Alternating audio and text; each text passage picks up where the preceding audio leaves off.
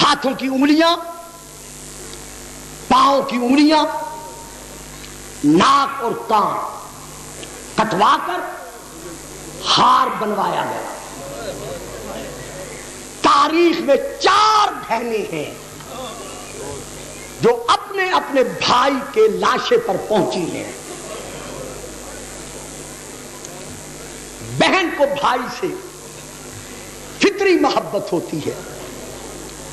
اگر بھائی مرنے والا ہو اور بہن کو پتہ چل جائے کہ میرا بھائی قریب المرگ ہے تو جوتا نہیں سنبھلتی، چادر بھی بڑی مشکل سے سنبھالتی ہے، لے کے گھر کی طرف رخ کر کے کہتی ہے جلدی نہ کرنا، مجھ بہن کو آنے دینا، تیرے بعد میں کس کے سہارے پر عیدوں کے دن بسر کروں گی۔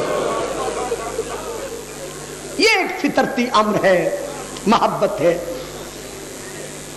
2 بہنیں کافرہ ہیں، 2 بہنیں اسلام کا ناز ہے۔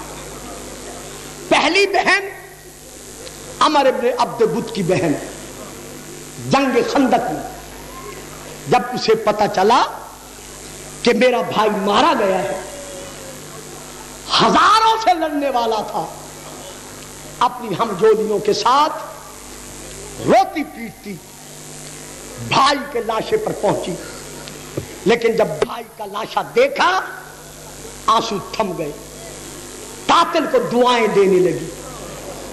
ہم جھولیاں کہتی ہیں روتے ہوئے چپ کر گئی ہے، کہتی ہے دیکھتی نہیں، عرب کا دستور ہے کہ قاتل اپنے مقتول کے زیورات، ہتھیار، لباس لوٹ لیتا ہے۔ اللہ جانے یہ کیسا قاتل تھا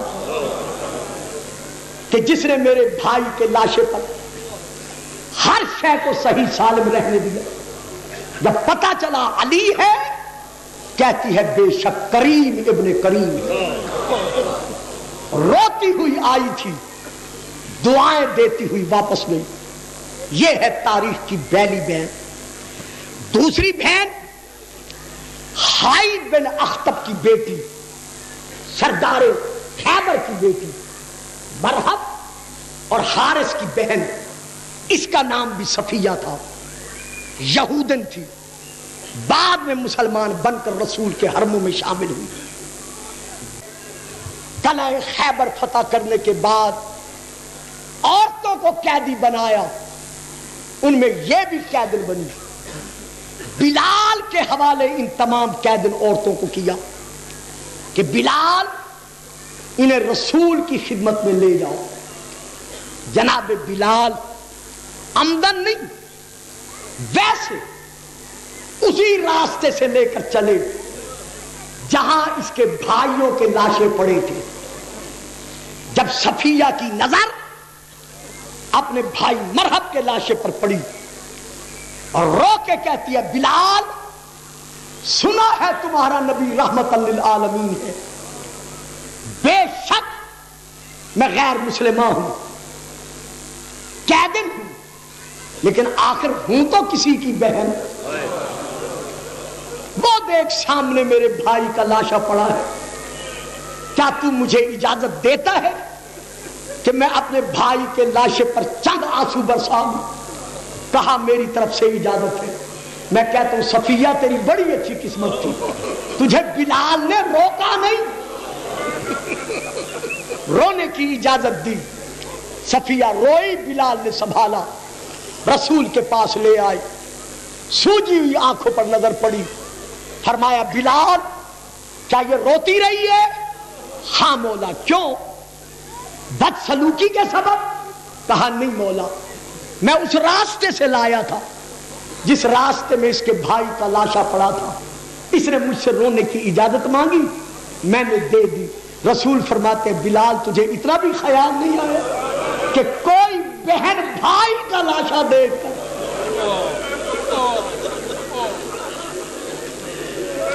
جیتے رہو، سلامت رہو، آباد رہو، برداشت نہیں کر سکتی؟ حالانکہ بلال جان بوجھ کر اس راستے سے نہیں لائے تھے، لیکن پھر بھی رسول نے اظہار سرزنش کیا. میں کہتا ہوں یا رسول اللہ یہ تو ایک یہودن عورت تھی, مذہب اسلام کا دشمن تھا, لیکن مولا آپ نے اتنا گوارا نہ کیا. لیکن ہائے کربلا,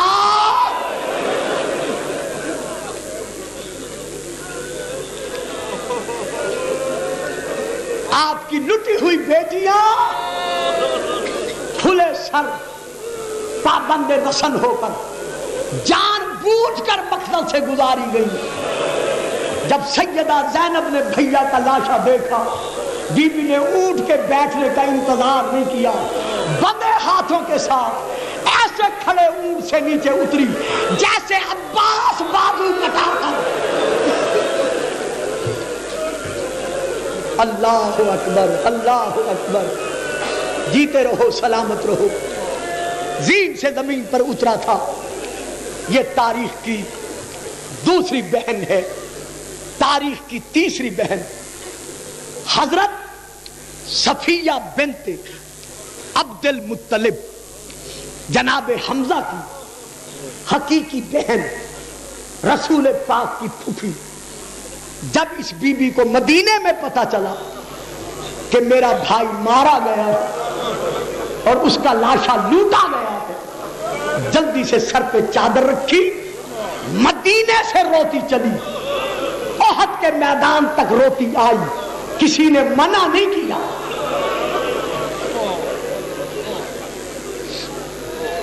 کسی نے رونے سے روکا نہیں.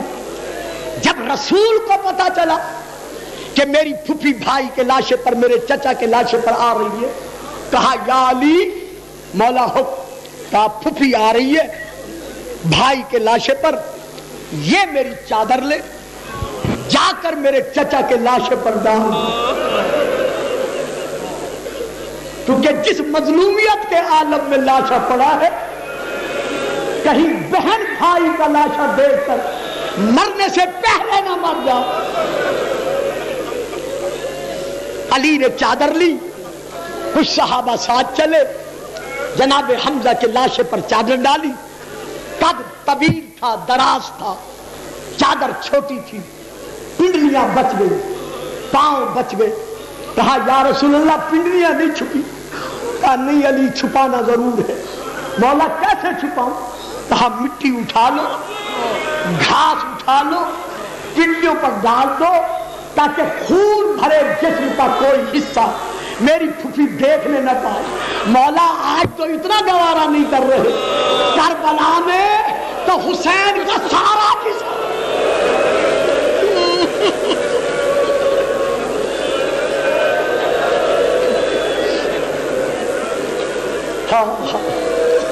گھوڑوں کے ٹاپوں سے پامال ہو چکا ہے.